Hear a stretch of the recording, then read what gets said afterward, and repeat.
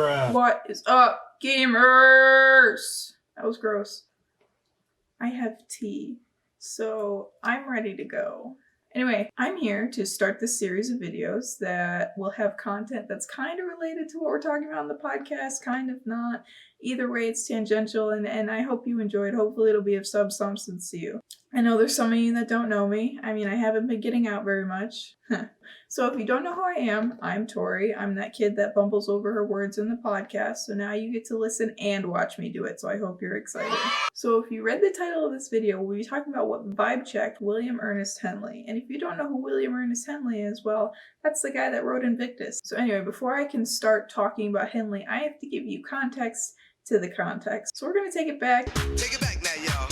To like 1760, around there. And that's when, get ready for it, this is probably a review for a lot of you, the Industrial Revolution began. Now, if you don't know what the Industrial Revolution is, essentially, consumer goods started being mass produced by machines, and machines were in factories. Obviously, that's how it is today. But yeah, in order to have these machines run, you need to have people to work them. So a lot of people started moving from the countryside to the cities where the factories were. And this is called urbanization. Now you probably already know what that is. So a lot of people are working in these factories, and honestly the working conditions are pretty freaking awful. There's low ceilings and the lighting is bad, and there's poor ventilation, which means the air was kind of not good to breathe, especially in the coal mines. Yeah, and there was open machinery everywhere. People could fall in at any time and just lose a limb. So that's not very epic. Yeah. But anyway, the Industrial Revolution brought about these like major social and economic changes. And basically, the richer were getting richer and the poorer were getting more poor, because the people owning the factories were seeking out anyone that would work for lower and lower wages. And since there were so many people in the cities, someone would always take the job. The people of the poor class were competing for jobs that paid peanuts. What does this have to do with Henley's life? Well, in the late 1830s and early 1840s, there was an economic recession. We're not going to get into the details of it, just know that it happened. And his father, who was a struggling bookseller, accumulated debt. Now, debt's not very cool. Debt's not good. And unfortunately for William and his family, his dad died and all that debt went to them. Now, when you're already in a lower class and you have debt, it's very, very difficult in this period to go get a well education. And he had already gone to a school called the Crib School, and he also went to a school in London, so he's not uneducated. But due to this debt and due to the financial infeasibilities of his family, he could not go to Oxford, which that sucks. But yeah, so that was how the economy affected his family. Now, back to the Industrial Revolution, the living conditions weren't that good. There were very small apartment buildings and housing was awful. There was often 8 people to a room, sometimes more, sometimes less if you're lucky. And that usually meant that there was poor sanitation. Ugh. So these people didn't bathe very often. They didn't usually wash their hands. They went to the bathroom in buckets because there was no indoor plumbing, and they threw it in the streets because the street was like free real estate. It's free real estate. So that's kind of gross. It ran into the water supply. I'm sure that sounds really appetizing, but it wasn't. Now, the sewage that mixed with the water led to cholera outbreaks. Now, cholera is a strain of bacteria that infects your small intestine and makes you eject all bodily fluids from your person. Now, symptoms of cholera, included intense vomiting, diarrhea, muscle cramps that hurt a lot, intense dehydration, and basically all internal fluids were coming out of every crevice in your body. You could be walking down the street and a split second later you're hunched over on the ground and ejecting vomit, and it's kind of disgusting. So that was a result of their sewage water. Now, in 1849 there was a cholera outbreak and 13,000 Londoners died, which are people from London. And then in 1854, people around the Broad Street Pump were becoming sick. And now you probably know what the Broad Street Pump is because we learned about that in Global 2. And if you don't know it yet, it was an area where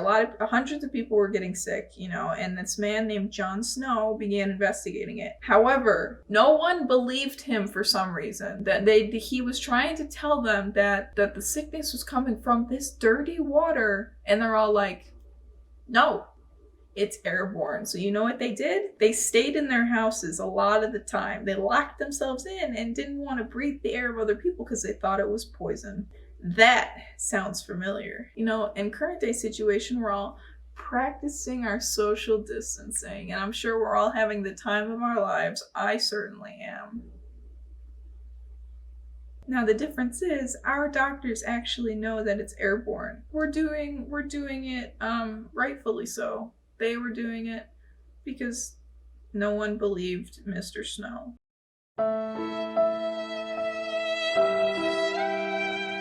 Can I get an F in chat? Thanks. So now, what does cholera have to do with Henley? Well, to start, Henley was born in 1849, which was the same year that those 13,000 Londoners died. And he was born in England, obviously, so he was witnessing all these people die, this really gross death, especially being in a lower class with his family having debt and not being very economically prosperous. I want to say sorry for this next part because my camera thinks I'm a joke and the lighting messed up. So I'm kind of sorry about the quality. Please keep watching anyway.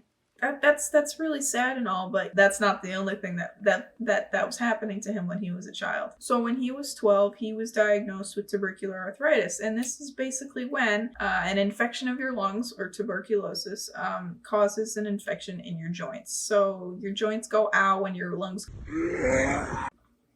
That's as blatant as I can put it. Now, his tubercular arthritis was not very kind to him. You know, in 1869, he had his left leg amputated below the knee. So that was the first thing. Now, he lost his leg. And then in 1873, you know, a few years after, his body teased him like, hey, well, we took this leg away, but, you know, you can keep this other one. And then they threatened him again in 1873. They're like, hey, just kidding. We might take this one too. Fortunately for him, a doctor named Joseph Lister saved his leg with a new type of surgery. So that's pretty epic. But, you know, having a leg amputated and almost having another amputated, you know, that leads to a lot of time in the hospital. Like, it's not an overnight trip, unfortunately. Altogether, he spent about 2 years in the hospital, almost 2 years, which is a lot of time. And you know what he did during that? Here it comes. Here it comes. He wrote poetry. The most prominent poem that came out of his visit was, in fact, Invictus. So you take a step back and you look at, you know, his leg amputations and all these things that he's witnessed and in the state of his family, and these are what factor into his poem, maybe? I don't know, I just work here. Anyway, so his health affected a lot of things, obviously his legs, and it also affected his ability to go to Oxford. So not only could he afford it, but he also wasn't healthy enough to go. But yeah, so we take a look at our question, what vibe checked William Ernest Henley? And you could probably say all three of these things. You know, the Industrial Revolution, it went, hey, vibe check, you're poor. And you know, the cholera around him, it went, hey, vibe check, watch all these people die in a really gross way. And, you know, obviously his tubercular arthritis went, hey, vibe check, I'm taking your left leg away. And I don't know about you, but I kind of like my left leg. It's not my favorite leg, but I like my left leg. And then it vibe checked him again 4 years later. And it's like, hey, vibe check, we're almost going to take this leg, but we're not going to actually take it. And, you know, the final one, I guess, this isn't as bad as losing a leg, but yeah, he couldn't go to Oxford because of his leg and because he couldn't pay for it. So, I don't know, those are all pretty sucky things. And you take a look at Invictus and you see that he's using these words like unconquerable and unbowed. And this is all after all this stuff is happening. You're like, hey, dude, this guy's got it pretty bad. He's still using these words, but why? And I think it really factors into that main idea about having resilience in the face of adversity. And his adversity were all those things that we've talked about here. And, you know, it's pretty, in this context, it's pretty admirable for him to continue using that despite all those things happening. So those were the things that vibe checked William Ernest Henley. I tried to make it as concise and flowy as possible. But yeah, that was the first video of my series. It'll develop, it'll get better, I promise. But yeah, if you enjoyed that, give it a thumbs up. Just kidding, you can't do that. But thank you for taking the time to watch. It really means a lot. I mean, I know you guys probably don't have a lot to do. I don't either, obviously. Have a fantastic day. As you can see, the sun is shining right in my face. It's a lot to sit through a long podcast for a period of time and not be able to watch anything. So hopefully this will spice up your life. But anyway, thanks for watching, gamers. Until next time, you quarantine cuties, don't make plans and wash your hands. See ya.